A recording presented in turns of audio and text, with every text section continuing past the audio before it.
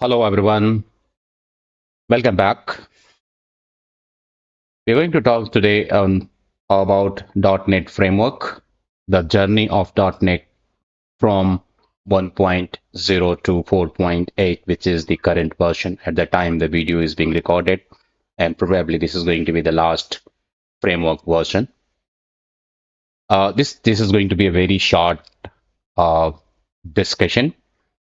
We will not be covering all the .NET frameworks feature individually, but yes, you will have a better idea on why should we need .NET framework, what is the importance of .NET form framework, what kind of applications that can be written on the .NET framework.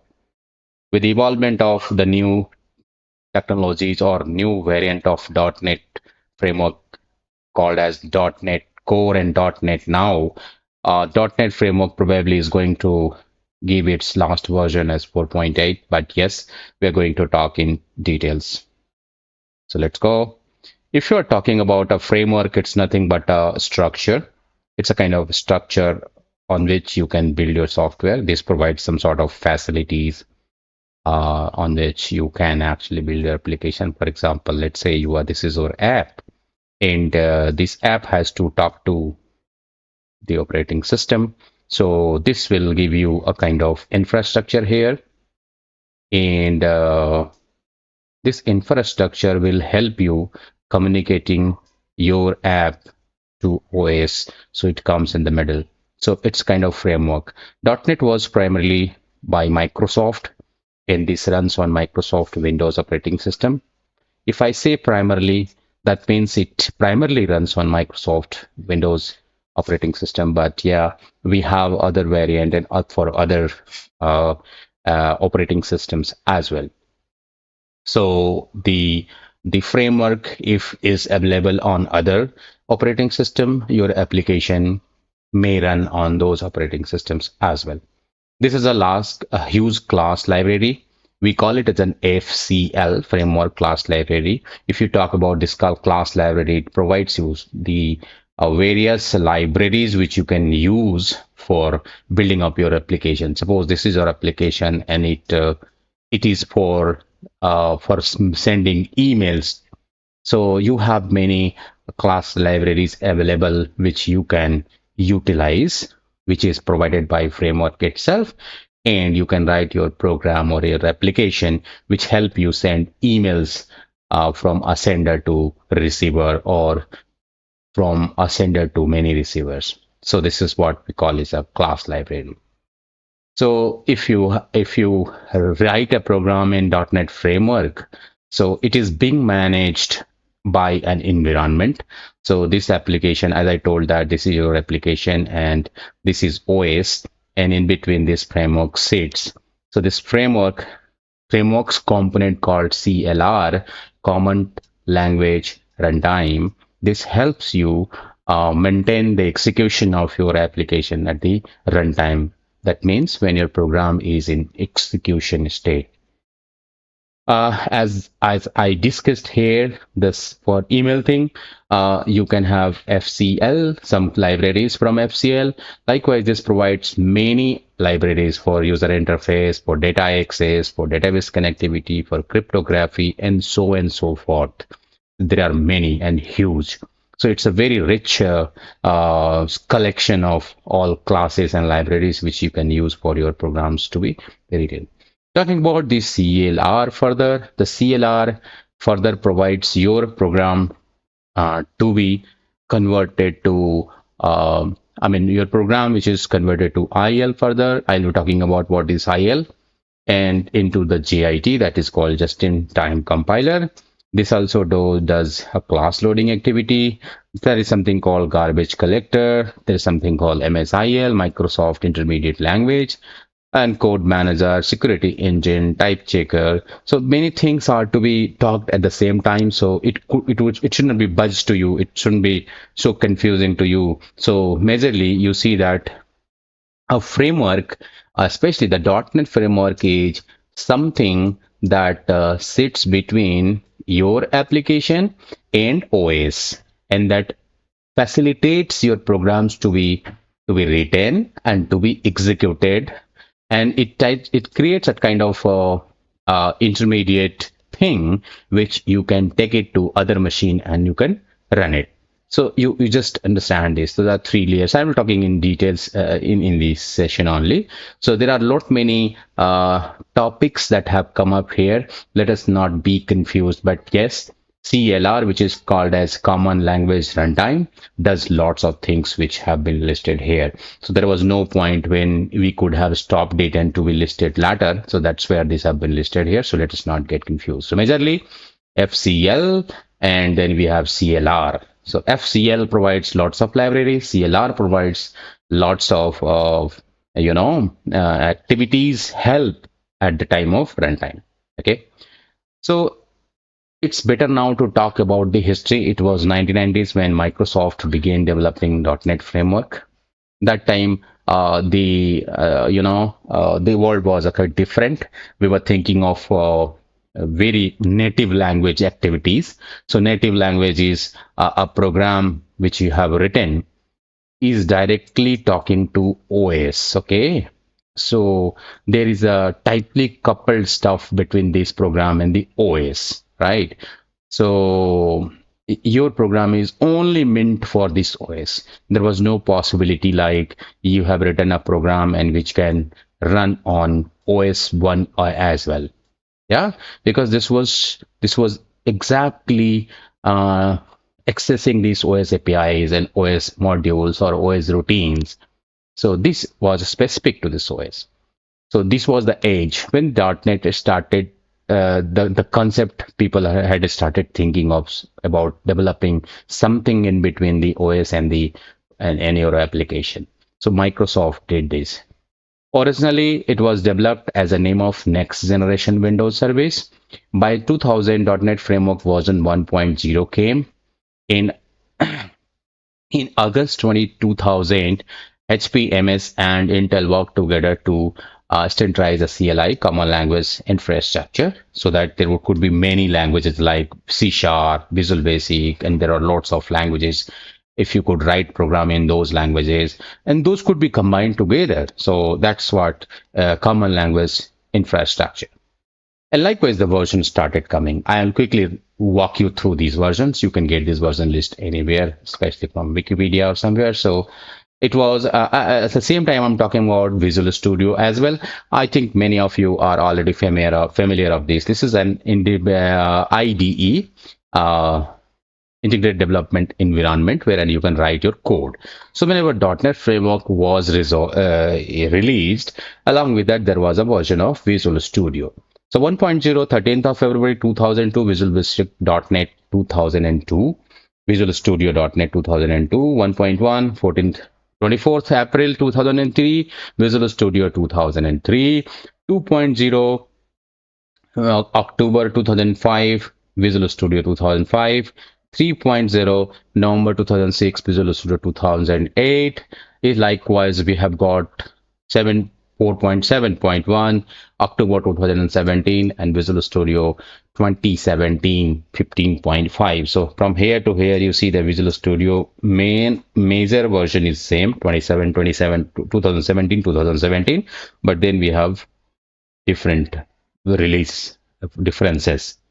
15.1, 15.0, 15.1, 15.5. And the last version that we see is 9th August 2022 with Visual Studio 2022 17.3 version. And this is expected to be the last release from .NET framework, because after this .NET framework support will stop, it appears. And as of now, what information that I have, and then will be a mainstream thing called .NET. There won't be any .NET framework. There won't be any .NET Core. Now it would be .NET. Okay. So hope this makes sense. Moving ahead about the advantages, it's a huge number of class libraries. As I discussed, as I told you that you want to be cryptography program. Yes, you have a class library. You want to send an email. Yes, you have the class library which you can use. You want to do some best UI. Yes, you have a class library. So there are lots of class libraries. .NET framework also comes with advantage. We have 60 plus programming languages. Just imagine 60 plus programming languages, and you can write your program in those programming languages. For example, C sharp, you have VB, you have J sharp, you have lots of others, right? So you have 60 plus programming languages. You have, I mean, this gives you lots of freedom of what background that you are coming from. You are coming from a C++ background, then we have C++.NET. You are coming with a VB background, we have VB.NET language. So out of which 11 are designed and developed by Microsoft itself. Coding reduction controls templates are already available, so you can use those templates and controls. Easy of deployment, very easy to deploy. Security features, write once and use many. That means you can write your program here, one OS, and then you can use an other OS provided that will have a .NET framework at the top of that. I'm talking here about the way where the native world. So if I'm talking about native world, means those applications written in non-.NET languages or in non-.NET infrastructure. I'm not talking about Java, but I'm talking about a typical C++ program which you have written. So basically, the C++ program, when you write this program with the attachment of libraries and third party, it directly talks to operating system. You see this line. This line says that it directly talks to operating system, and hence this is tightly coupled with this operating system.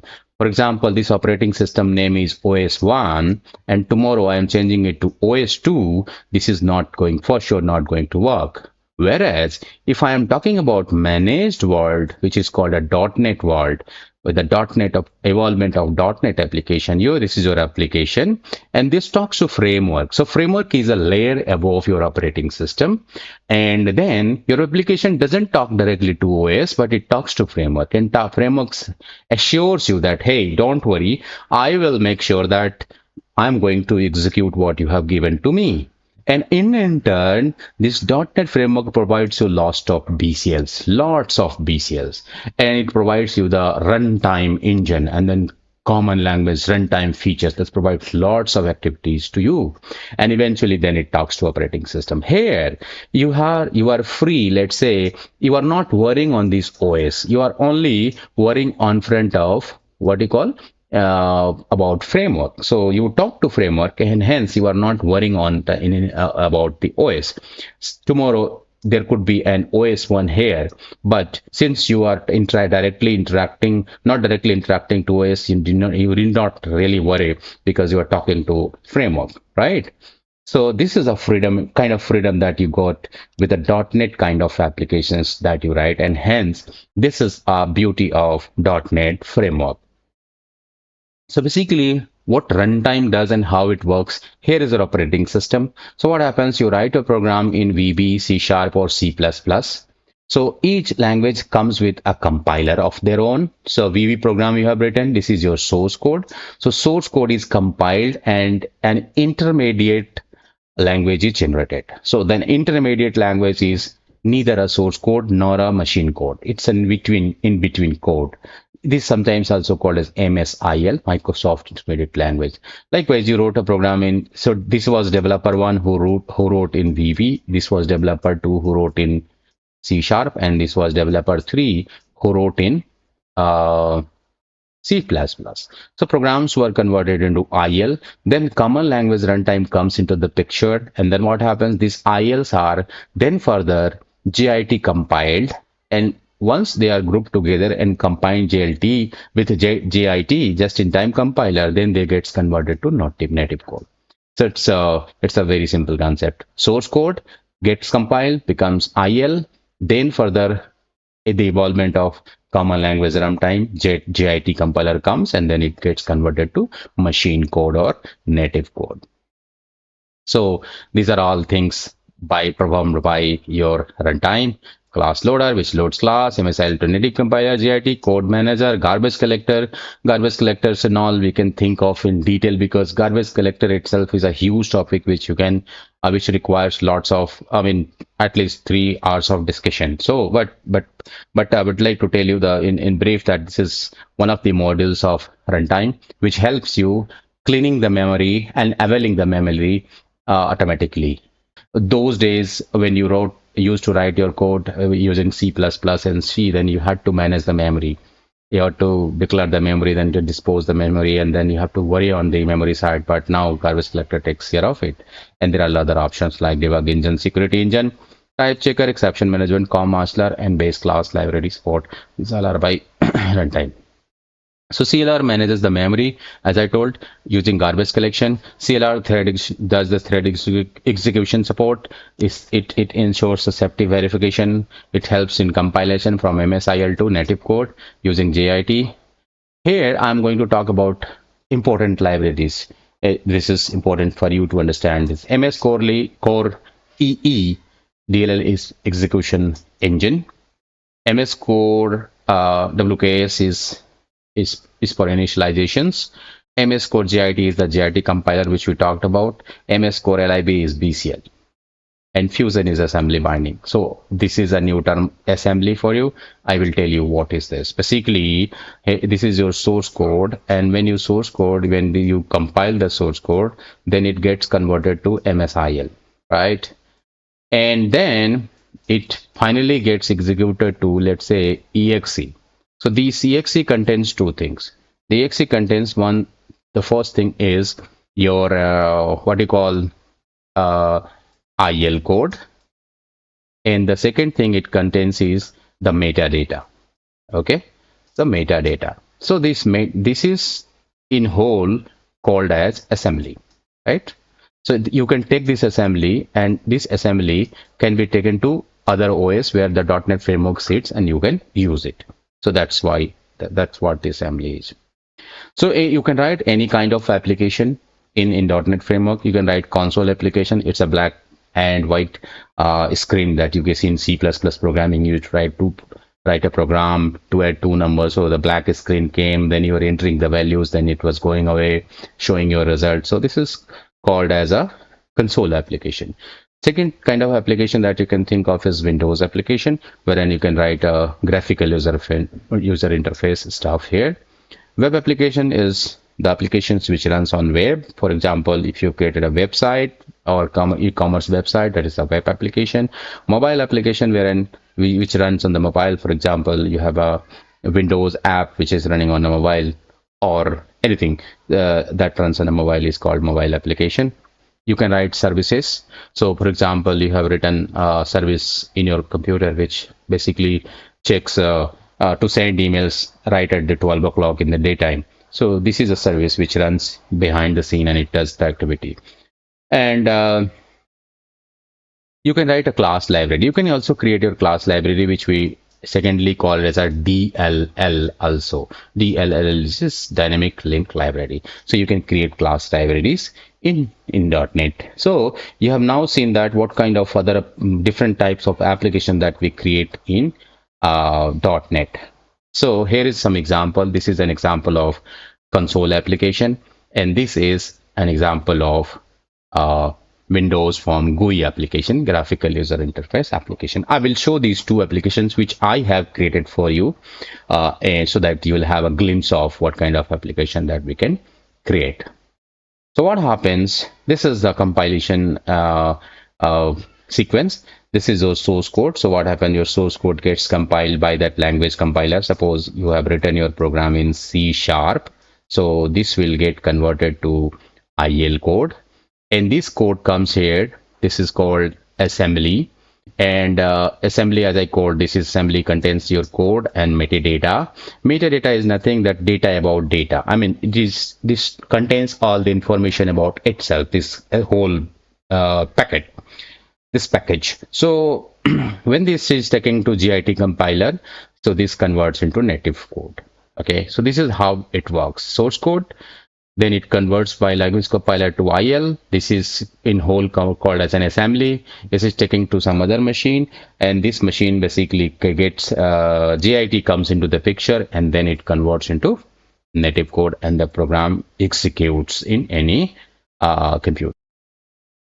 I am now taking you to show the two demo files that I have, one demonstrating the console application and other demonstrating is Windows form application, GUI application, graphical user interface. Okay, so let's go. Right on the desktop, I have created two applications for you.